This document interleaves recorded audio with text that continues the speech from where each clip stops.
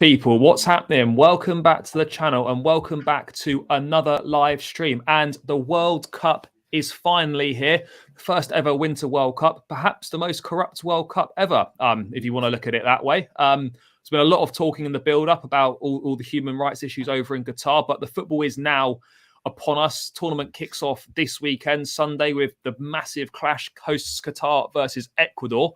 And Battle of the Giants, that one. That's a huge one. That I'm on the edge of my seat for it. But yeah, there's lots of interesting stories going into the World Cup in terms of, Ronaldo's last World Cup. Will it finally be the tournament that Neymar delivers for Brazil in? Will Messi finally win the World Cup as well? Can France defend the trophy? And could it finally be coming home after so long? We're still waiting, but it's probably not going to be that case. But as we were discussing off camera, it feels like, I'm sure some people are bang up for it, but it's kind of weird. As I said, first Winter World Cup, you don't usually associate, the World Cup coming up around Christmas time and the build up to Christmas. You're normally in the thick of a Premier League schedule. So yeah, it feels a bit weird having this international tournament kind of dumped in the middle. I'm not really too sure how I feel about the World Cup in general. I'm not sure I'm that excited for this one, but I'm sure kind of once it gets going and we get to the latter stages, it will be. I'll get a bit more into it. I'm delighted to be joined by two great guests tonight. Oli, thanks for coming as always, mate. How are you feeling about the World Cup in general? Like, are you a fan of it? What are your thoughts heading into the tournament? Oh, thanks for inviting me, Charlie. It's always nice to be here. Yeah, it's one of those, isn't it? I don't think many people are all that keen on the World Cup this time around, and it's a bit weird to say that. But as I was saying to you guys before we actually started the stream, I think usually the World Cup needs a bit of like a momentum run up. Like the football ends and people are a bit starved for football, and then they build, you build the hype of the World Cup. But because it's sort of club football only ended a week ago, the World Cup's kind of already upon us. You throw that in with like all the injuries and then how this is a bit of like an oddball asterisk kind of World Cup because it's in a different time of year and all that sort of thing. And it's sort of, I don't know, it sort of makes everything feel like it's a bit different and a bit weird and not quite what you're used to. Maybe that's why people aren't really feeling up for it. That's kind of how I feel anyway. Yeah, for sure. And Dharmesh, thanks for coming as always, mate. Appreciate it. What are your thoughts heading into this World Cup, mate? Are you a fan of the World Cup in general? Do you got a buzz for it, or do you, like Oli, do you feel it's a little bit strange kind of having a World Cup just dropped in the middle of a domestic season and then we just all go back to playing domestic football again once it's done? Yeah, big up Oli, big up Charlie as well. Thanks for having me on again. Big up the chat as well. Yeah, do you know what? Like, funny enough, for Oli just mentioned there that he doesn't know many people are excited, but I'm actually quite hyped for this World Cup. Like, I have been for quite a while. Like, I'm glad to hear it. To take all the issues like surrounding it. That's just a different matter, I think, with the issues surrounding it in terms of like the migrant workers and stuff. But in terms of the football itself, like, it's actually quite a difficult tournament to predict, I think, this year. And yeah, I think the biggest plus for especially us three is that we'd have to watch Chelsea for 7 weeks. So hallelujah, couldn't have come at a better time. Literally, yeah.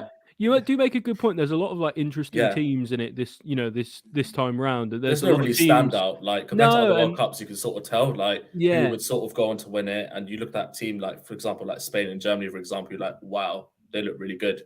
Obviously last time out was France, they stood out, but this time round, like there's been a few injuries and stuff. So yeah. And you got and as well, like I said, you got like some teams that don't tend to make the World Cup as much. Like the likes of Wales, obviously Qatar, the hosts. The African nations in like Senegal and stuff. So Italy you've got a lot of well. Italy not being a part of it. Another massive. They missed out 2 times in a row now, so it's a bit strange, not to see them at a World Cup. So I don't know, like it's certainly an interesting one. I don't know. It'll sort of. I think it's going to be sort of feast or famine in like how people actually end up seeing this World Cup at the end. Whether it will be a massive success or a complete and utter failure. I don't mind it. Like, do you know, once like every say like 40, 50 years or something, like this is once in a lifetime World Cup will be around this period. Like most of the time will be in the summer. So I'm actually all for sort of like an anomaly in a way where we have it once in the winter. So I guess we'll just cozy up and have our takeaways, and yeah, that's it. Have a hot chocolate, literally, yeah. Have a Baileys, have a hot chocolate, watch the World Cup. That's it. I'm watching it. So we'll have to see. But I mean, Ollie, does it take? I know obviously you can get key players missing in a summer tournament, but do you feel that it's a bit of a shame and it's slightly?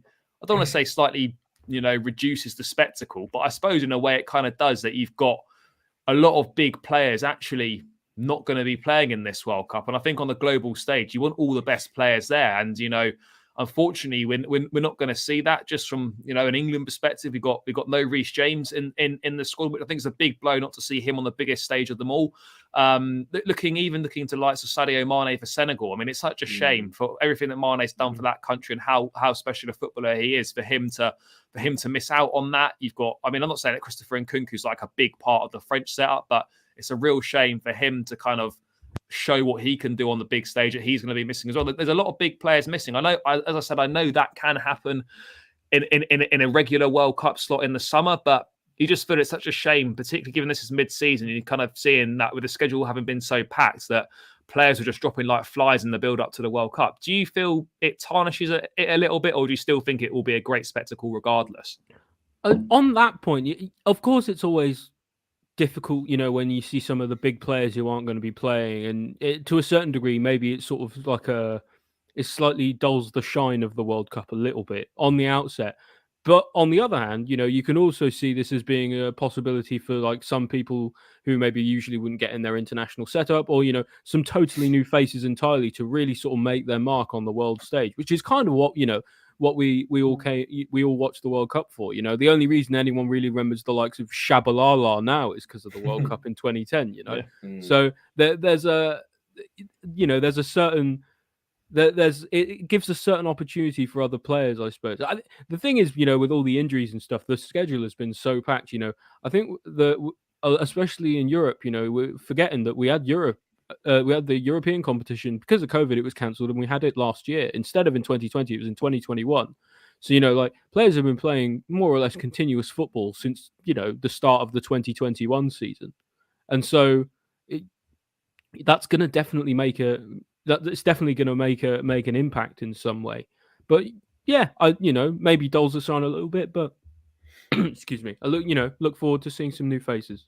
Yeah, no, for sure. I mean, Dharmesh, you got anything to add on that? Any thoughts on it in terms of like, are there any players that aren't going to be there that you kind of like you're disappointed that you're not going to be seeing, or it's kind of, I guess it's a case of, well, the show just goes on, unfortunately, and it's just a real shame for those players that are missing out. Yeah, it's a bit of both, really. Like, obviously, from a Chelsea perspective, like, we obviously want to see Reece James, how he'd fit into like sort of the England setup at the biggest stage, like you said, and also with Sadio Mane sort of missing out. But I think one thing people sort of forget or don't remember is the fact that players that have been injured in the past are sort of rushing back to come back into this World Cup, because there's been so many injuries to players this season. Like, I think Trippier was a little bit injured, wasn't he, for a bit? Callum Wilson, obviously. Kyle Maddison had a scare as well, didn't he? Maddison, Kyle Walker. So I feel like those are the four that sort of I remember or sort of stand out to me. But in terms of that, they're just sort of rushing to gain fitness for the World Cup, and that could hinder them maybe like later on down the line in the season. Or even Reece James tried to get back, didn't he? And Reece James he couldn't manage it. Yeah, I mean, I personally wouldn't be surprised if we saw loads of injuries in this World Cup. A few more players picking up injuries in this World Cup as well. I mean, I really wouldn't rule it out, and I certainly wouldn't rule out an increase of injuries once everything kind of picks back up again once the World Cup's finished. So, yeah, it's obviously it's not ideal, and a player welfare, that's a separate issue, but I think it's really not being kind of prioritized like it should be. But sorry, just to add as well, like I think the fact that say teams or players that sort of progress onto the World Cup, and obviously some players will go back to their clubs, and the ones that sort of progress further on, say if they in the cup final and they lose, for example, like imagine the psychological effect they'll have on them throughout the rest of the season, going out so late, and then the fact that going out so early as well at the start might take them a while to recover psychologically. So I think like I'm saying is we need a clean round of 16 exit for England, is what you're saying. Yeah. and Chelsea players. It is a fair point though, because normally, like, if once you go out the World Cup or once the World Cup's done, you've got a few weeks off before the season starts. But that is a good point that Dharmesh makes in terms of the fact that once that World Cup final's done on December 18th, you've got 6 days, and then and then everything starts up again, or less if you're still in the Carabao Cup. I think City play Liverpool, don't they? Yeah. There's Carabao Cup fixtures before the Premier League picks up again over Boxing Day on the 27th. So and then it gets so congested because of the World Cup. Yeah, You know, so like there's it's no- all trying to get the Yeah. games in before the summertime actually rolls around. So there's no time to really process any kind of like heartbreak or heartache, as it were, from the World Cup. You've got to just get straight back on the horse and straight back into the rigors of domestic football. So it's going to be interesting to see how kind of teams cope with that, and if teams that have got a lot of players that go far. That's why I wouldn't be surprised, you know, if you see like certain Premier League teams that haven't got that many players there. This is like a 6-week block for them to do a lot of work on. I wouldn't be surprised to see a lot of the bigger teams perhaps not pick up too many wins in the first couple of games back from the World Cup, just due to the fact that they've had so much time off. But we'll have to wait and see how that pans out. But in terms of the World Cup itself, there's a few interesting subplots. Before we get into our sort of our tournament predictor that I'll bring up on the screen shortly. Oli, there's Cristiano Ronaldo is never shy of the headlines. Obviously, that interview with Piers Morgan's dominating the front and back pages this week. Obviously, that's done now. He said what he's had to say. This will be his last World Cup.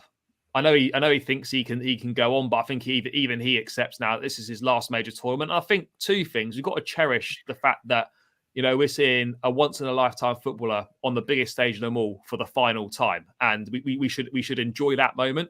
But I mean, do you think him and his Portugal side, Portugal full of very talented individuals, do you think he's got enough to pull them over the line to win a World Cup potentially? I'm going to say no. And the reason I'm going to say no is for a few reasons. Is it is good to, you know, sort of get caught up a little bit in the sort of the emotion of it. We've got a lot of players who are, you know, it's probably going to be their final World Cup. You know, Messi, Thiago Silva, Ronaldo. You know, just to name a few. There's more as well. Lewandowski. You know, I think Portugal's squad, while it is strong, it's a little bit top heavy. You know, I know they've got the likes of Cancelo and Ruben Diaz at the back, but I don't know. To me, I don't think they've personally got enough to beat a Brazil or a Germany. You know, if it really came down to it, I'm not sure Ronaldo can really will his way to it like that, especially because at the moment, especially not just among Man United, but also among what it seems to be among some of the Portugal team as well, the Portugal squad, he's a little bit persona non grata from this interview that's come out recently. You know, you got like Bruno Fernandes, who is, you know, probably a pretty influential member of the squad. You know, saw that video of him and João Cancelo, where he sort of like, you know, where Cancelo essentially says, "Get off me and go away." So, you know, I don't know. I think Ronaldo's got a lot of sort of very strong leadership qualities, but will this interview sort of hinder that a little bit, you know, and undermine the confidence that his Portuguese teammates have in him? It's hard to know. Yeah, no, for sure. I mean, Dharmesh, any thoughts on Portugal and obviously Ronaldo's last World Cup? I mean, it would be some story. And I think he even said himself in that interview that if he were to win the World Cup of Portugal, he'd call it a day. I don't think you can really blame him. Yeah, I mean, just echoing what Oli pretty much said. I don't think they'll make it all the way, to be honest. Oli's right about their squad being top heavy. I think the manager's a bit of a problem, and I think Ronaldo's also a problem as well. If Portugal sort of had any serious thoughts about contending for the World Cup or wanting to win, they wouldn't play Ronaldo. That's just how I see it, to be honest, because it's clear that he's not the same player anymore. He can't accept that he's 37, 38 now, and he's not the same player as he was when he was 27, 28. So if Portugal were serious, they wouldn't play him, but that's not going to happen, is it? So I just don't see Portugal progressing all the way, to be honest. So yeah. Yeah, no, it'll be interesting. I mean, it would be nice to see like a Portugal-Argentina final or something along those lines. But it would be chaos. The internet would break. It would be chaos. But I mean, we'll get into some more of these talking points. But let's get stuck into the groups now. Let's plan the route to the final and see what we're saying. Let's kick off with Group A then. Obviously, the Dutch are the strong favourites in this one. Senegal, you know, you would expect them to come second. Even though the blow of Sadio Mane missing is big for them, they've still got Premiership representation in Edouard Mendy and Kalidou Koulibaly. Still got talented forward players like Ismaila Sarr from Watford is a very good player. So they've still got a little bit about them, and I'd expect them to have more than enough to see off Qatar and Ecuador. And I mean, the Netherlands is an interesting one because they didn't make the last World Cup, but then they made the final back in 2010. They then came third in a 2014 edition in Rio. They then, and then obviously they got knocked out in the Euros last time out by Czech Republic, which shouldn't have happened. They're back in the World Cup again. Van Gaal, experienced manager, has done well with them in the past. It's an exciting crop of players at the moment. I'd say the only thing that lets them down is a lack of a decent centre forward other than Memphis. They're looking at what's his name? Vincent Janssen, Wout Weghorst, Luke de Jong. It's kind of slim pickings in that department other than Memphis. So yes, they got talent, particularly at the back. I mean, Oli, I'll come to you first, mate. I think we're all in agreement that Netherlands will top the group, but how do you see their chances? Because it's a talented Dutch squad. Yeah, I think, like you say, it's going to come down a little bit to how much the rest of the team can sort of carry the attack a little bit. And that will largely come down to the way that Van Gaal, will want to play in the spirit of, Dutch teams of the past. Maybe he'll go with a more sort of total football kind of model, where everyone is kind of chipping in, doing everything they can. That would make sense to me, at least. I suppose, I see them as a little bit as sort of dark horses. I'm not saying they'll go all the way, but I think they might get a little bit further than people expect. I think people are sleeping on them a little bit this tournament because they've got actually a lot of quality. And, the only thing they're really lacking is essentially if they still had Van Persie up top, I think a lot of people would be calling them the favourites. I also think they've got the goalkeeping situation's a slight problem. The three goalkeepers they've got in the squad have only got 9 caps between them. I don't think Van Gaal still knows what his number one choice goalkeeper is. I think in the group they'll probably be okay, but as you get towards the latter stages, I think a weakness in the goalkeeping area could potentially be exposed. But Dharmesh, you making it a full house, you still got Holland to finish top of this group? Yeah, I definitely expect them to finish top of the group. I definitely think they'll go. I definitely think they'll go out and run a 16 or quarters, to be honest. But just what Oli pretty much said about the squad. Yeah, I don't see Netherlands getting anything less than 9 points, really. Yeah, they don't really have any they don't really have a right winger. They don't have a clinical forward. Goalkeeping situation is not that great. But apart from that, maybe their defense and actually midfield is probably their strongest, which might help them in a way. It might help them progress. They might shithouse 1-0 wins basically through just moments of madness in defense and midfield, to be honest. So that's what I'd probably say about Netherlands. But yeah. Yeah, I think it's fair. I think we're probably going to all have Senegal to come second as well. I think even despite Sadio Mane missing, they should still have more than enough to get through. I think for the third and fourth spot, I mean, personally, I think it's a bit of a toss-up between Qatar and Ecuador. Qatar never played in the World Cup before, obviously qualifying by being host nation, and Ecuador, who actually surprised a lot of people by qualifying for this World Cup through the tricky South American qualification process, coming fourth, beating the likes of, your Chiles, your Colombias and whatnot, perhaps more established nations to qualify for this World Cup. Obviously, they had the issue in the build-up with the appeal from Chile about them fielding an eligible player. Ultimately, that got thrown out, but they have been given a 3-point deduction for the next qualification campaign. Qatar did win the 2019 Asia Cup, so give them a bit of credit where it's due. They've invested a lot of money into the setup since they kind of found out they had the World Cup. Oli, this is dead rubber as it gets, really. But who are you? I'm not expecting you to have any expertise or insight to share on the fortunes of Qatar and Ecuador. But who are you tipping for third and fourth in this group? Well, I was just having a quick look at the squad because I wanted that of the Ecuador squad in particular because I wanted to see if there are any notable names on there. The Qatari squad, as far as I'm concerned, I've got no clue who any of them are. Not many people watch the Q League or whatever it's called. So, I would personally expect Ecuador to be coming third here. They've got a few players. In fact, they've got 3 players from Brighton in their squad. They've got Estupiñán, Caicedo, and someone else. Yeah. I can't remember and some that Caicedo is probably going to be one of the leaders of this team in the midfield. I'm not saying it's going to be enough to get past Senegal or Netherlands, but that kind of level of Premier League quality. I think they've got a player from Lyon. I'm pretty sure they've got a Valencia. Yeah, and Valencia. Mate, he's banging goals for Fenerbahce. I think he's top scorer in a Turkish Super League. Yeah, so you know what I mean? It's kind of, I would say that kind of level of kind of player is a step up from what Qatar have. And so I would expect them, unless what we heard about them potentially being bribed to lose 1-0 on the opening day. Never rule these things out, mate. You never rule know. these things out. You never know. So Dharmesh, it'd be crazy. You in agreement, mate? Full house. You going Ecuador third, Qatar fourth? Yeah, 100% agree. Yeah, just I'll be on Caicedo watch whenever Ecuador play. So pretty much. Yeah, well, mate, you can tune into that big opener, Qatar versus Ecuador, and be on Caicedo. I'll just watch him. That's it. Nobody else. And report back. Let's move on to Group B, boys. This is the big one from our perspective. England, having gone so close last time out of the Euros, should have made the final in Russia, but didn't. Kind of blew that game against Croatia in the semis. Not going into this tournament in the best form whatsoever after a dire Nations League campaign.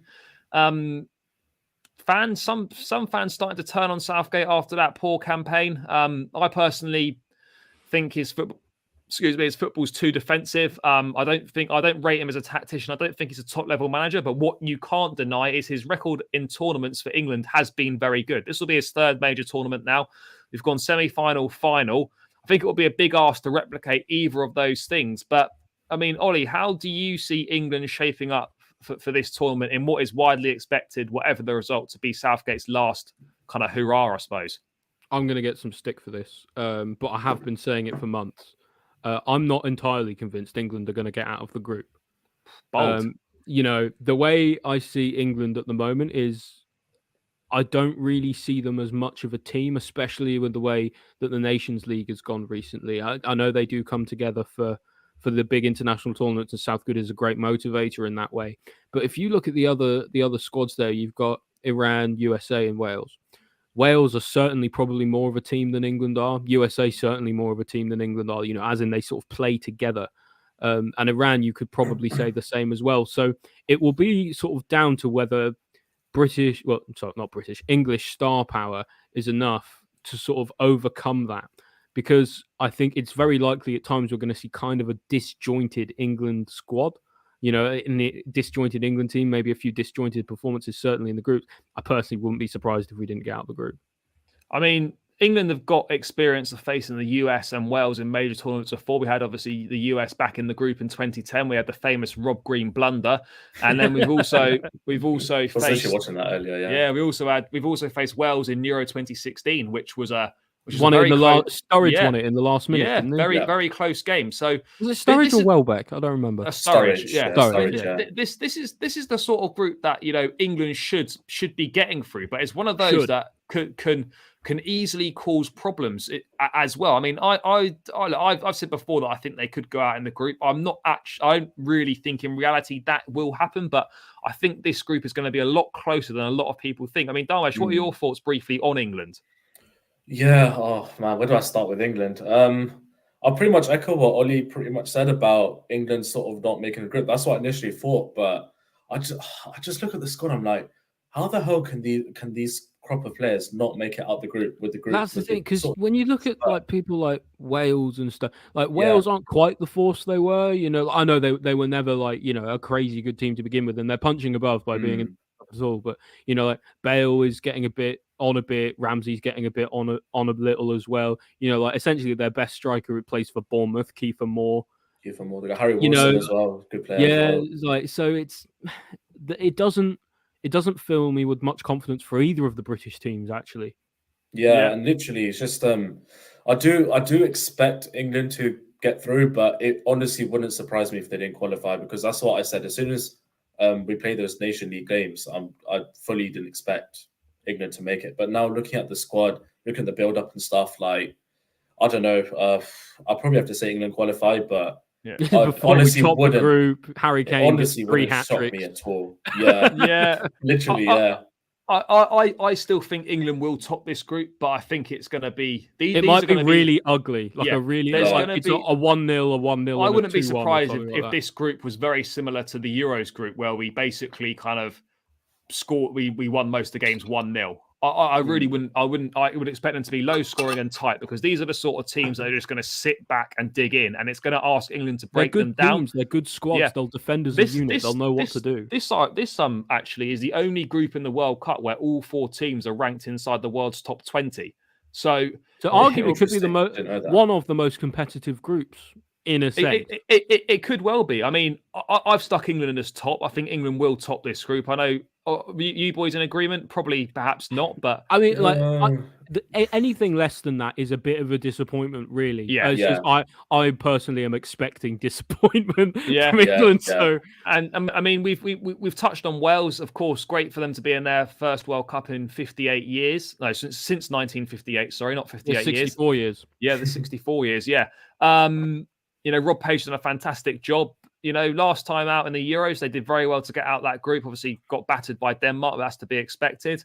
They made the semi-finals at Euro 2016, which was a fantastic run. I just think this is a step too far for them, if I'm being perfectly honest. I just think I look at the other three teams in the group, and they haven't got anywhere near the quality of the other three sides. They're going to rely on a sense of togetherness, a sense of team spirit, and having to hope that Gareth Bale turns up. But no Hal Robson-Kanu this time. Probably not, mate. But in terms of the US, Ollie, this is kind of a big grudge match. Obviously, not just for England, USA, but for Chelsea Twitter as well, for those Pulisic stands. It would be unbearable if he bagged and we lost. But we got to prepare ourselves for a possibility that could happen. The US haven't qualified for a World Cup for 8 years. They're now back on the big stage. They'll be looking to have this as the building blocks for having a good stab at it next time out in 2026 when they host it jointly with Canada and Mexico. Obviously, they've got the likes of Christian Pulisic. They've got Weston McKennie at Juventus. Exciting youngsters like Gio Reyna, Serginho Dest. This is kind of the most exciting crop of US players for a while. Do you expect them to get out of the group? Yeah, I was thinking about this for a while beforehand, and I was thinking about essentially who I think would get out of the group out of sort of the USA and Iran if I had to pick one of the two, and I would pick the US. I think they've probably got a little bit more of the togetherness. I think they're a younger squad, a hungrier squad. They've got a lot of young talent, and they could surprise a few people. Outside of you named the players for the US there, who everyone kind of knows. Outside of what's his name is Jan Bakash for Iran. I'm not sure who else they would actually have. The only reason I remember him is because he scored a bicycle kick against Chelsea. So they got Azmoun. They got Azmoun and Taremi, the Porto forward, and Azmoun. He's not bad, is he? Taremi. So it could be, but I don't know. Personally, I think I'd take the US. Yeah, Dharmesh, you in agreement? US in second. It's tough between US and Wales. Like, I would add to US as well. They've got a few of the Leeds boys as well, haven't they? They've got Aronson, Tyler Adams. They got some good players. I don't know if he got called up, but Josh Sargent from Norwich, he's not bad either. I think he's been called up. Yeah, I'm pretty sure he has. Yeah, I would expect him to be in the squad. Yeah, no, it's going to be an interesting one. This is probably the most difficult group I think we have to sort of predict. So.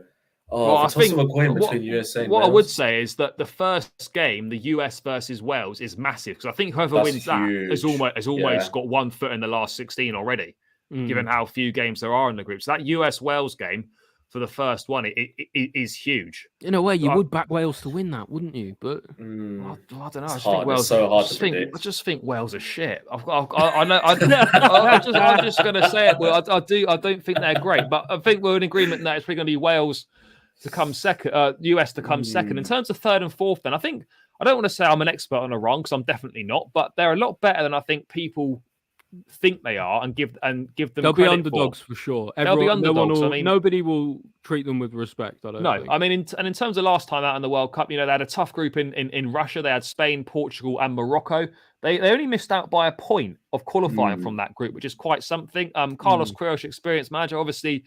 The build-up to the World Cup has been marred by the political unrest in Iran, so I'm not sure how much of an effect that potentially is going to have had on the team. But experienced manager in Carlos Queiroz and some decent players, they'll be solid and they'll be hard to break down, which is why I've got them coming third and Wales fourth.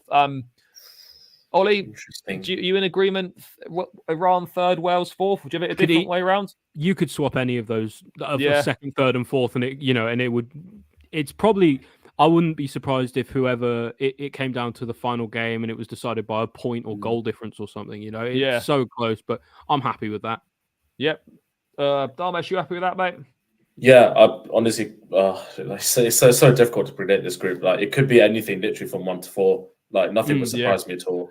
Literally, England could come bottom of that group. They really could. If they if they had an off day, it could quite literally be like Iran, Wales, USA, England. It could be anything. So I guess we'll roll with this for now. It's a really open group. But let's go. Let's move on to Group C then, guys. Let's rattle through this one then. We've got Argentina, Mexico, Saudi Arabia, and Poland. I think we're in agreement that Argentina will top this group. I think they're unbeaten in 35 games heading into the tournament. They're in some really good form. They've won the Copa America. This is kind of Messi's last tournament. They got some exciting players, the likes of Julian Alvarez. Obviously, got the experience of Angel Di Maria. They've got Lionel Messi. There's plenty of exciting players there. I think defensively, maybe that's where they might get let down a touch. They've got the likes of Emi Martinez in goal. They're a solid outfit and they're doing really well. And I expect them to go pretty deep into this tournament. I mean, Dharmesh, I come to you first. Argentina, do you agree topping the group? And do you see them going quite far? Yeah, Argentina 100% will top this group. And I do definitely see them going far. Messi will be right up for it. I think the team will want to do it for Messi as well. They got obviously Lisandro Martinez as well. I do rate him as a centre back; he's pretty good. So they've got him as well. They obviously got the other big names like Di Maria, Alvarez, you said as well. The main man Messi. So yeah, he'll be right up for it. I think the team will want to do it for him more than anything. So I can see Argentina progressing really well. Yeah. Oli, full house on Argentina. Top thoughts on them briefly? If it's anyone other than them, it'll be a massive shock, won't it? Yeah. For sure. And in terms of the runner-up spot, then, I mean, I think it's fair to say that Saudi Arabia are going to become bottom of this group. I would say so.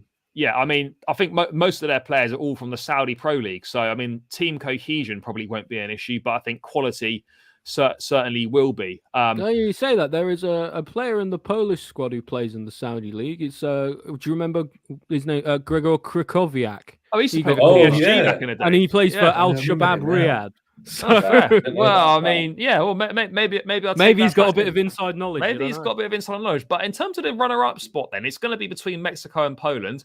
Mexico, quite a good World Cup side. They got a bit of pedigree. They do tend to normally reach the last 16. I don't know too much about their squad. I know their keeper kind of loves the World Cup and is quite decent. I'm sure he's been waiting. It'll be his last World Cup as well. His last World Cup. 39. Yeah. I mean, they got Raul Jimenez up front. They got Hirving Lozano, obviously the Napoli winger. That's decent. I'm not really sure of too many of their other players. Edson Alvarez in midfield. Edson Alvarez. I don't think Chicharito's still playing. I could be wrong. I know he's still playing for the Galaxy, but I don't know if he still gets picked for Mexico. He's not in the squad. No.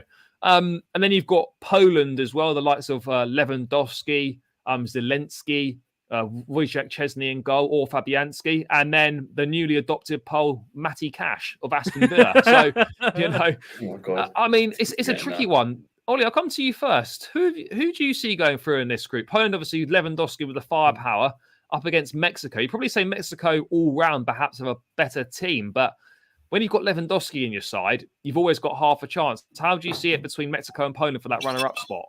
You know what? I'm taking Poland here, and the reason I am is it's not just the Lewandowski factor, although that will be a big important thing, for Poland to get him firing. But there's a lot of players who I'm just seeing in the squad here who actually they've got a bit of pedigree about them. You've got like I was saying, Szczesny and Skorupski of the goalies. You got the likes of Matty Cash, Bednarek, both play for Villa.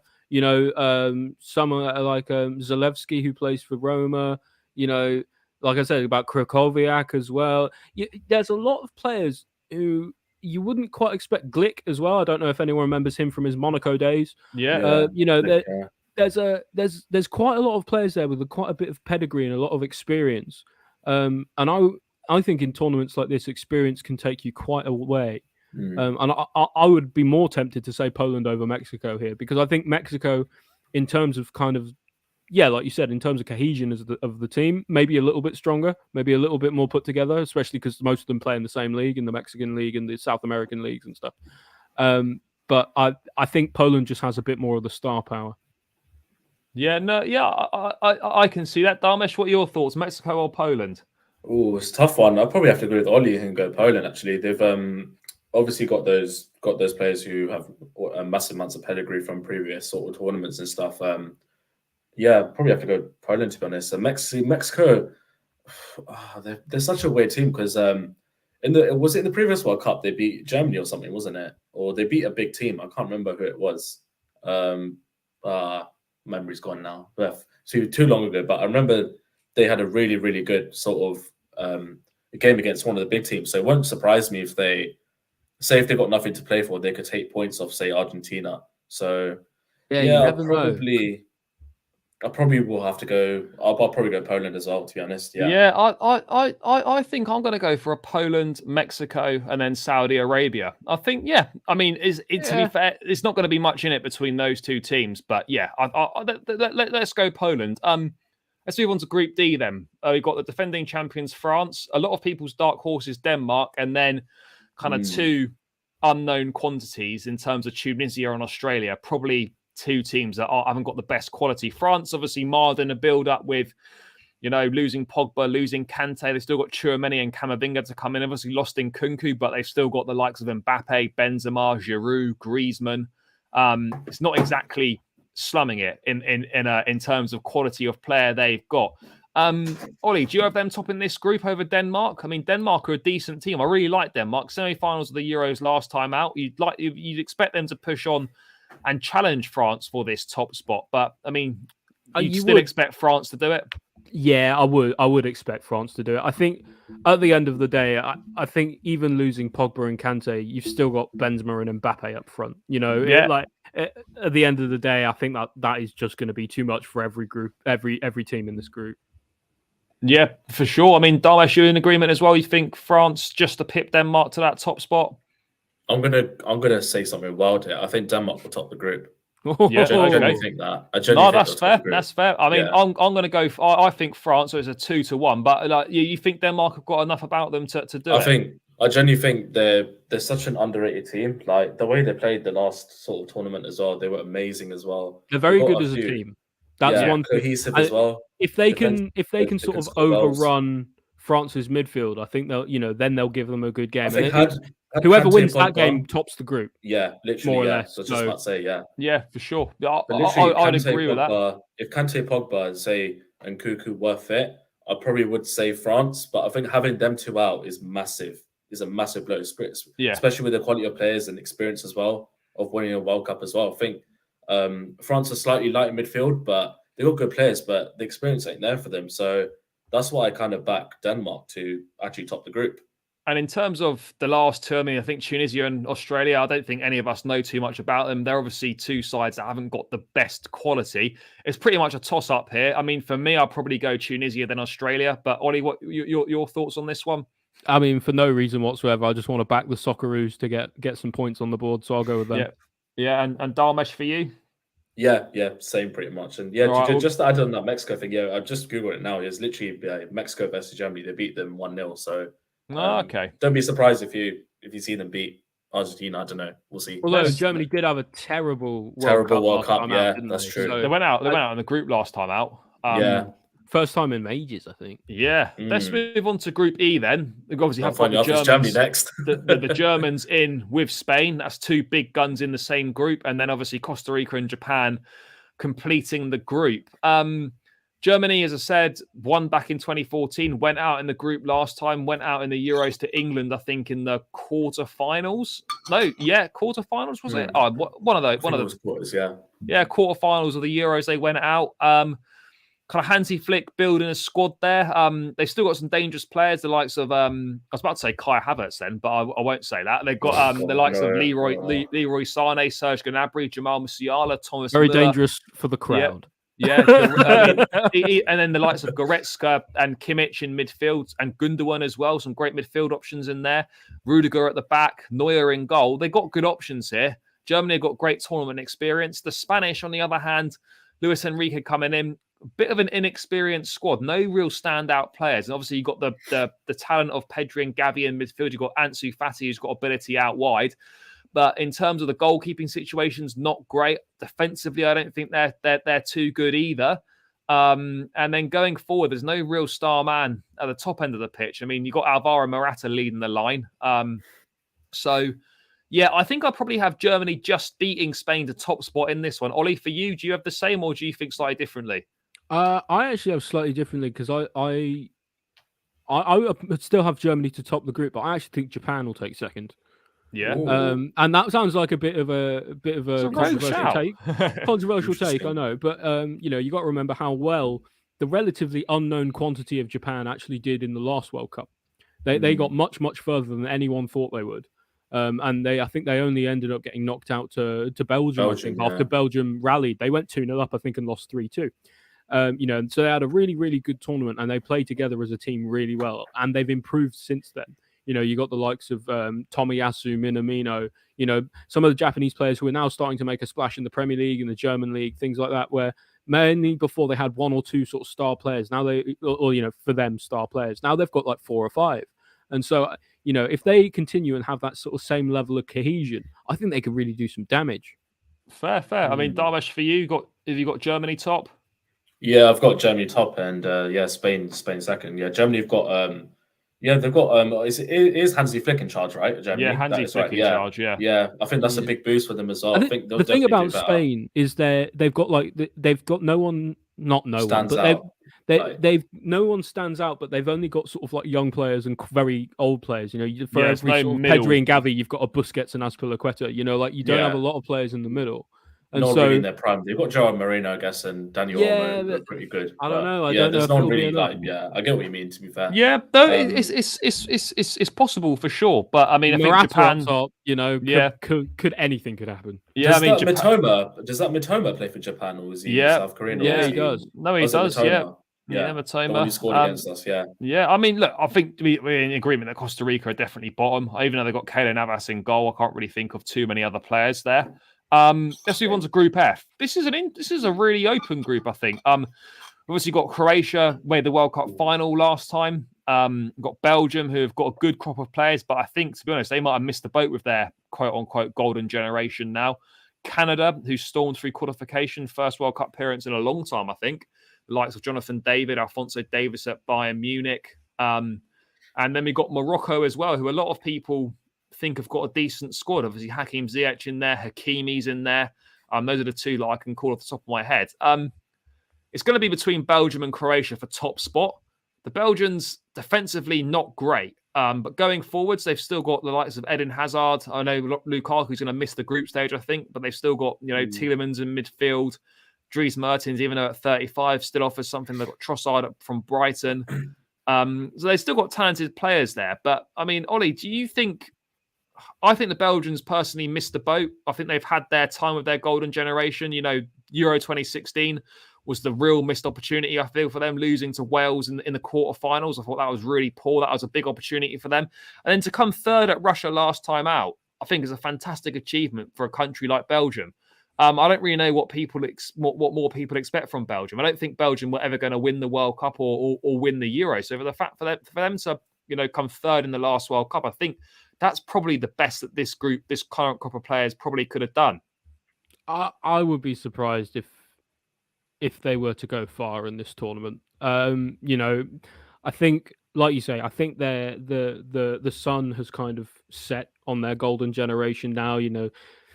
Hazard is certainly not what he was, and I don't think he'll really be playing all that much, to be honest. I think it's more likely his brother actually starts over him. You've still got the likes of Courtois in goal, and you will have Lukaku up top, who on their day can both be absolutely world-class players, but you just never know. And I don't know, is De Bruyne enough, I guess is the question, to sort of drag them through the group? And I think they'll get out of the. They may get out of the group, but I'm not certain. It's a very open group, this one. I mean, they've got the likes of the Catalan, the AC Milan forwards. Hazard, as we know, he's not the same player he was really 4 years ago. That's for certain. I mean, still the defense is very old. The likes of Vertonghen and Alderweireld are still there. They've got a young defense. They've got a young defender in De Bast, Anderlecht, who's meant to be quite good. Vout Face at Leicester, who has looked impressive since he's come over. Castagna, obviously, Castagna, Thomas Meunier, and as we said, De Bruyne, Tielemans, and then you've got the likes of Carrasco, Witsel. I mean, there's talent there, but they're going to have Michy Batshuayi leading the line for the group stage, it would appear. So, I'm not sure dangerous for the crowd. Dangerous for the crowd. Do you know what? I'm actually going to have Croatia to finish top of the group ahead of Belgium. They're a really good team. They work They're a together good team. really, I'd really say well. the only thing they lack is a out and out centre forward. They won't have that ever since sort of Mandzukic retired. They got that Petkovic. They got Orsic, who we know about. But yeah, I mean, and they got Kramaric as well. But I'm not sure Kramaric has really got enough in him. But I think we're in agreement that Croatia, Belgium, between Canada and Morocco. I don't know too much about either side. Dharmesh, I'll come to you, mate. Obviously, Canada have got the likes of Jonathan David, Alphonso Davis. Morocco with Ziyech, Hakimi, and whatnot. How do you see this one going? Canada for third and Morocco fourth, or do you think differently? I'll probably stop them 2 round. I'll probably go Morocco third and Canada fourth, to be honest. Yeah. I think Morocco could easily get out of this group, by the way. You know, they've got players from, like West Ham, Real Valladolid, PSG, Bayern Munich, Fiorentina, Marseille. You know, they've got a lot of players with some real pedigree there. Hakim Ziyech is a different player as well when it comes to international football, man. There'll no slouches. No slouches. No, this is a fair point. Let's move on to Group G then. We've got Brazil, Serbia, Switzerland, Cameroon. This is a spicy group. I think we agree Brazil are going to top this one. They've got so much firepower going forward. You know, I think this is their best chance in a long time to win a World Cup. I think they've got the best version of Neymar we've perhaps ever seen. And they've got so much quality there. The fact that the player like Vinicius Jr. doesn't actually start for them is mad. They've got so much depth there. The only Rodrigo, Gabby Jesus, Casemiro, Guimaraes, Thiago Silva, Marquinhos, Martinelli, Ederson, and Alisson as well. The only weakness I would say is the fullback area. I think when you've got that's the only area that they're slightly weak in. But I think you've got Danilo or the 400-year-old Dani Alves. Yeah, exactly. And you've got Alex Telles as well, which is not much better. But I suppose the other option is then there's Alexandro, but he's not much better, really. Yeah, no, exactly. I think we all in agreement Brazil are going to come top. Dharmesh, out of Serbia and Switzerland, Serbia for me, I like what they've got. You know, they've got very good attacking players. They've got Vlahovic, Mitrovic, Tadic, Kostic. Luka Jovic as well. That's 5 really good attacking options. They've got Milinkovic, Savic in midfield. I mean, goalkeeper and defense is perhaps where it's a little bit weaker, but that firepower is big. And I personally have them coming second. But then you've got the Swiss as well, with the likes of obviously Granit Xhaka in great form, Jan Sommer, who's a top goalkeeper, and the Swiss. Zakaria as well. The Swiss have done the goat himself. Done well in tournament football. They knocked France out of the Euros last time out, and they're a solid side. How do you see that runner-up spot going? Because there's pros and cons for both Serbia and the Swiss. I mean, I've personally gone for Serbia for the firepower, but Swiss as a kind of tournament performers have got the pedigree. It's tough. It's really, really tough. You can literally toss a coin between these two. I think. Could be either one of them. I think they're so equally balanced in terms of they have good bits about them, bad bits about them as well. So I'll probably just go Switzerland. I think based on the pedigree and what they did to France, that's kind of convinced me. I think the fact that they got a good solid base in midfield, I think that will help them against teams like Serbia and especially Cameroon as well. I'll probably pip Switzerland over Serbia, to be honest. Yeah. Oli, who are you going for, Switzerland or Serbia? I'm going for Switzerland as well. And the reason I am is because there's a couple players we haven't actually considered in the heart of defence for Switzerland in both Akanji, who plays for Man City, and Fabian Schär for Newcastle. He's doing very well. Who are both having excellent seasons. I think there'll be a real solid rock partnership at the back. Got Sommer in goal as well, haven't they? I think their game is going to be founded on sort of defensive solidity, and I think it'll be really hard for teams to break them down. Yeah, fair. Right, let's move on to Group H then. This is a great group, I think. You've got Portugal, Uruguay, Ghana, and Korea.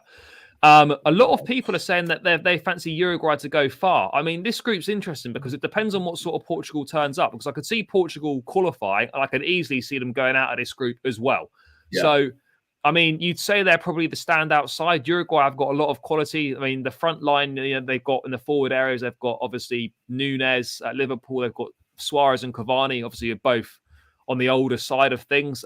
Fede Valverde and midfield is massive for them. They've got Bentancur as well, who's a good midfield player.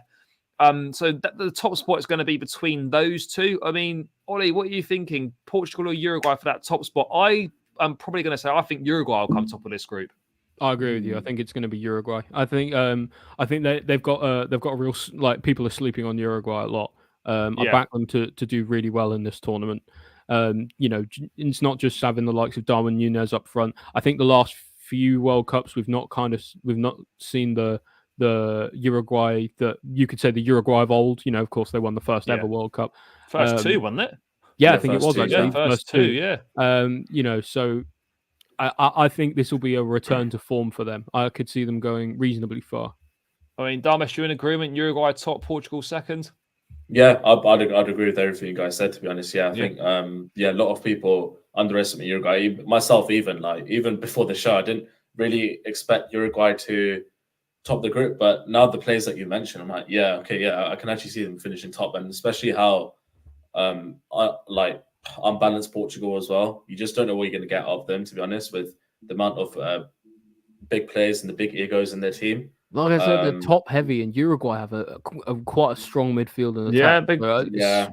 They're more balanced than Portugal, in my opinion. So I would agree. I think Uruguay are a better all-round team. Portugal obviously got a lot better quality going forwards and in midfield. And but so it'll be interesting to see what happens. But I think Uruguay for Portugal, Ghana and Korea, kind of two unknowns. Yes, I know Korea obviously got Son, and they've got Kim, that Napoli centre back who's doing really well. Ghana, done so well at a World Cup last time. They got Partey, Lamptey. He declared for them as well. I'll go Ghana. Ghana, and then I didn't really mean to do that. But yeah, anyway, we can scroll back up. We'll go. Yeah, they got Ghana. Oh, and of course, Barbara Rahman. Oh yeah, of course. Yeah, are we in agreement? Ghana, then Korea to come bottom. I think that's fair. Yeah, I think the thing is, I think South Korea is largely the Son show, and I would agree on that. You kind of stop their team. Let's rattle through these. Then we'll kind of just a brief, kind of one-word answer, a couple of sentences if necessary. Holland against the US in the last 16. If it pans out how we think it's going to pan out, if England don't, get on it, they could be facing the Netherlands in the last 16. So it's ideally want to avoid that. But I think for me, Holland against the US. I think that's Holland for me all day long. Ollie, you in agreement there? The Dutch? Yeah. I think they'll have too much for the US, who are still kind of relative minnows on the World Cup stage. And Dharmesh, full house on Holland for you? Yeah. Holland, let's do it. So the Dutch, we'll have the Dutch heading through in that one. Second last 16 tie, Argentina versus Denmark. This is a great game. That'll be an absolute classico of a game. I think that's one that could be heading to extra time. Personally, I think it's a very tight game. That one, I think for me, Argentina just about get the nod. Dharmesh, Argentina or Denmark for you?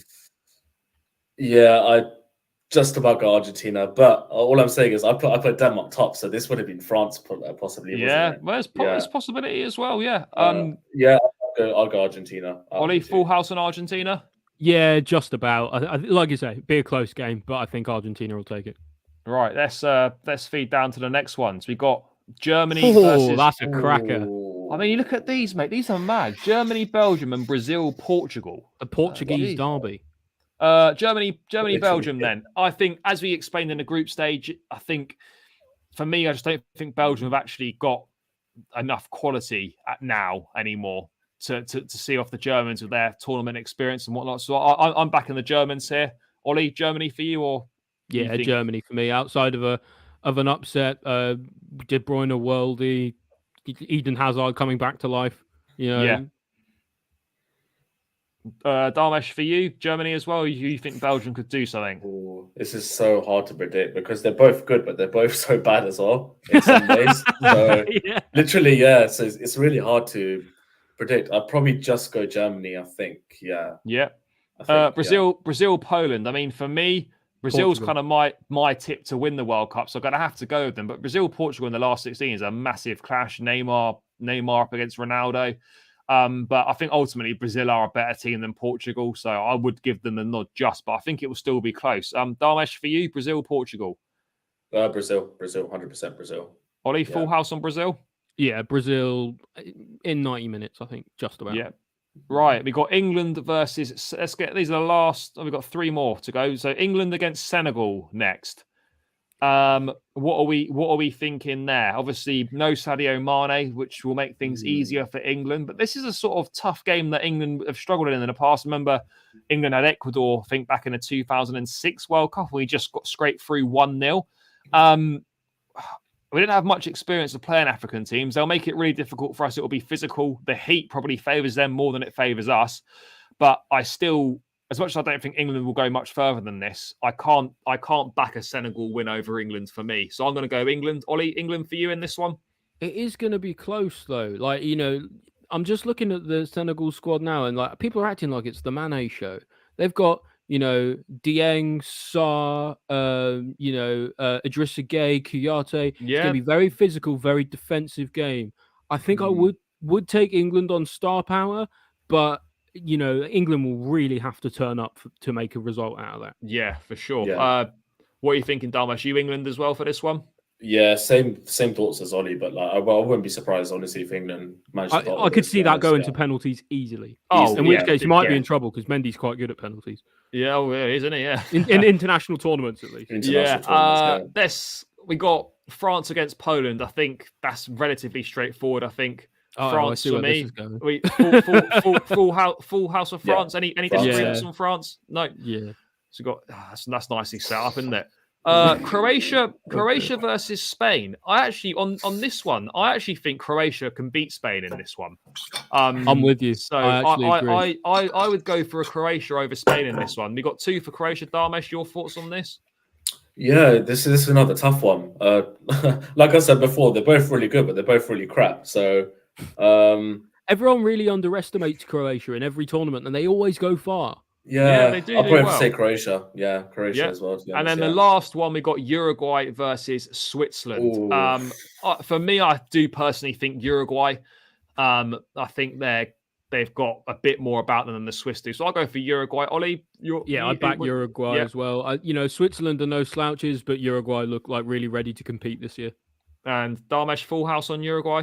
Yeah, another tough one, but yeah, I probably have to agree with you guys and go Uruguay as well. Right, let's move our way back to the top then. What are we up to now? Is this quarterfinals? Quarterfinals. Holland versus Argentina. That's a big clash. For me, I think that is going to be Argentina, but I think it'll be a lot closer than people think. And I wouldn't actually be surprised if the Dutch were able to beat Argentina. But yeah, I would go just Argentina in this one. Ollie, for you? I actually think the Netherlands might have too much for them. Argentina are always traditionally quite top heavy. Netherlands are very bottom heavy, so it'll be a very close game. But Messi against Van Dijk. Yeah, it will come down to something like Messi versus Van Dijk, and I think ultimately, if you're looking at the physical battle, I suppose Van Dijk's got that easily, but it doesn't quite work out that way. I personally think Netherlands might just have a bit too much for Argentina. Fair. I think it'll be heartbreak for Messi. And Dharmesh, for you? This is hard. This is difficult. Yeah, you're tough on the tiebreak on this one. I'll probably just go Argentina, I think. Right, Argentina it is. It could definitely go either way. It's hard though. Germany versus Brazil. That's a massive quarterfinal. Whoever wins this, in my view, wins the whole thing. Yeah, and for me, I think Brazil win the whole thing. So for me, I'm going to go Brazil just over Germany. But again, it'll be really close. Close game, but I think Brazil will, I just don't see any team touching Brazil. I really don't. Yeah. No, I don't either. Dharmesh, you in agreement? Full house, Brazil? Yeah, Brazil can get their revenge as well. They can beat Germany 7-1, so... Yeah. Oh, yeah, that's a good point. That's going to be a great little storyline. Do you know what, right? We've got a tasty little matchup here. England versus France in the quarterfinals. Now, the weird thing about this one is, for me, I can't see England making the semi-finals, but then the way it's worked out, I can't really see France really realistically making the semis either. But we've got to this situation, so one of them will probably end up making the semi-finals. And for me, I think England will fall short against France. I just feel that the French have got the experience and they've just got that quality. I mean, the likes of Mbappe, Benzema, Griezmann, etc., up against our backline against Maguire. Mbappe versus Maguire. I think. Yeah, it's a bit concerning. So I would go just France. For you, Ollie, France as well? Yeah, France just have too much firepower for us. Yeah. I think, even if we turned up and played our best football, it'd be penalties at best, I think. Yeah. Dharmesh, full house? Yeah, I'll probably go France as well. But what I'd like to say is I do think England would sort of perform better against, like I say, a bigger team than them. I think in a they'd way, have they'd compared have to, a like, better game Senegal. against France than they would Yeah. against Senegal. Weirdly enough. Oh yeah, that's for what I sure. Yeah, think, I would France, agree on that as well. But I do In fact, ultimately think that might be their best performance of the whole tournament, considering the group, and they might still go out because of it. Yeah. So. Let's move to the next quarterfinal: Croatia versus Uruguay. That's a real tough one. I Decent back teams. Uruguay here. I would probably just take Uruguay as well. Uruguay Dharmesh, as well, what are you yeah. thinking? You full house on Uruguay as Uruguay? well. Yeah. Let's go with that then. So then we've got our two semi-finals, and it's very South American heavy. Brazil, Argentina. We got three. We got three of the four semi-finalists from South America. Argentina, Brazil. I know Argentina won the Copa America final against Brazil. I personally think Brazil have still just got a little bit too much. I think in terms of the overall balance, I think the defense is probably going to let Argentina down a little bit in this game. It's so tough to call, but I think just Brazil. Dharmesh, for you going Brazil? Oh, man. I do want it to be Argentina because of Messi, but I can't ignore Brazil. I think it will be Brazil. Sadly, the way that is. Brazil. Yeah. I don't think Argentina have enough to get past Brazil. Personally, no, that's fair. And then we've got the other semi-final: France versus Uruguay. That is a difficult call. But this is mad though. I know it doesn't. It might not necessarily work out like this. But if we're going with kind of what we expect, like, are you really going to have? Like, I can't see how France make back-to-back finals. But then I don't really think Uruguay are going to make the final either. But this is kind of how it's worked out. I think it's the luck of the draw in some cases. It's exactly, like you had that like Brazil-Germany game early on, and things like that. You've got early matchups that are going to take out some of the bigger teams. Bottom side of the draw, as it were, is far more favourable than that top half. But France, Uruguay, what do you think? This is the first one I haven't had like a knee-jerk, immediate thought about who would actually win. I kind of want to say Uruguay. So do I, because I just don't see how the French make back-to-back finals. I think I could be wrong. Maybe it's just their mid. I think Uruguay's midfield is better than France's. Especially I think it really does. I think if you have Pogba and Kante, this is a different conversation. 100%. But this is a much weaker France than in the last tournament. Yeah, if if the likes of Guendouzi can turn up, then fantastic. But I don't know. I think I personally I'll give it to Uruguay. Yeah, I think I'll give it to Uruguay. I think whoever plays this loses to Brazil in the final anyway. Yeah, 100%. Dharmesh, you full housing it on Uruguay? I'll probably just go France, I think, for this one. But I wouldn't be surprised if Uruguay make the final. Honestly, it's a really tough call. It's tough. Yeah. Right. So in our final, lads, we've got. That's a beautiful little final, that is. Brazil versus Uruguay in the final. I don't think that is going to be the final personally, but I mean, the way the draw's gone, it's turned out. For me, it's a Brazil winning this final, but I mean, I think it's got to be. I think we're in agreement, full house on Brazil. Yeah, and I don't think it. I don't think it will be particularly even either. I think Brazil. No, I think it really is. The final is happening in that Brazil-Germany game. Yeah, I think whoever wins that wins the whole thing. Yeah. I think because you could say on paper they're probably the two best teams in the tournament, really, and they're probably going to match up against each other based on they're both going to win their group and then probably quite easily win their next game. So I think it's got to be Brazil, really. I think it's about time as well that a team from South America did win the World Cup again. It has been a while now. Europe have had a domination. Would I be right in saying I don't think a team from South America has won the World Cup since Brazil did back in 2002. I'm pretty sure. You're right about that. I'm pretty sure that because I think 2006 was Italy, and then 10 and Spain, 14 were both. 10 was Spain, 14 was Germany, 18 France. Yeah. So no, there's been no World Cup winner since 2002 from South America. It was 20 years now. You would expect, that's a whole generation of players. Yeah, I think it's about time that Brazil did win the World Cup again. And just very briefly, I know it's not on here, But that third place playoff, which would see France take on Argentina, who are we having for that? I'd probably say Argentina third. Yeah, I'll give it Argentina as well. Yeah. Let Messi have a consolation prize. Yeah. Okay, boys, just two more very quick questions, just one word answers. I want your Golden Boot winners and your player of the tournament. What do you think about this one? Oli, I'll come to you first. I'm going to say Golden Boot winner Mbappe. Yep. And I'm going to say player of the tournament Neymar. Yep. Dharmesh, what are you thinking? Yeah, I'll probably go Golden Boot winner Neymar. Yep. Player of the tournament is tough. I'm gonna go a little bit strange. I'm gonna go for Allison or Edison. Goalkeeper. Yeah, goalkeeper. Fair. Okay, mate. I'm gonna go. Just something different. I think player of the tournament will be Neymar. I think this is going to be his time, his stage. I think he's going to beat Pele's record in this tournament as well. Got Brazil goal scoring record, and I just think this is going to be his moment. So I go Neymar, player of the tournament, and my sort of slightly, I don't know if it's a rogue shout, but I'm going to go Darwin Núñez as top goal scorer. Oh, that's not a bad shout, That's a good shout. I've just got a feeling, I think if Uruguay are going to go reasonably far, like we think they possibly could, then I think he's definitely going to be in and around there. But again, I think it depends on how many penalties teams get as well, because if it'd be a lot of those group games. Yeah, exactly. Like if someone's going to get the odd hat trick and go quite out.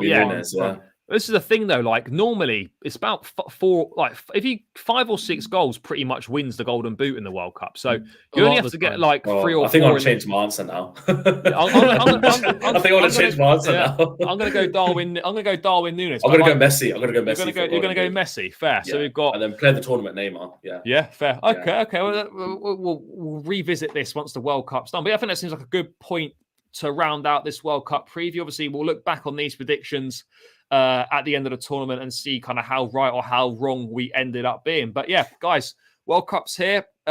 Make sure you stay tuned for plenty of content on the World Cup coming from the channel. There'll be lots of things. There'll be a few watch-alongs, kind of match reactions, maybe a few match previews for the big game. So make sure you stay tuned to the channel. Please smash the likes on the stream on your way out and subscribe to the channel if you haven't done so already. It would be great to hit the 2K mark before the World Cup's out. It's only about 50 odd more, so that should be more than doable, guys. Come on. If you're watching this right now, get Charlie to 2K. Yeah, get me to 2K. Subscribe down below. Not far away. I need about 50 more subs, so that definitely should be done by the time the World Cup's out. But yeah, guys, smash the likes on the stream, subscribe to the channel. Make sure you follow Oli and Dharmesh on Twitter, both linked in the description below. So check them out for some great footballing stuff. And yeah, guys, I'll be back.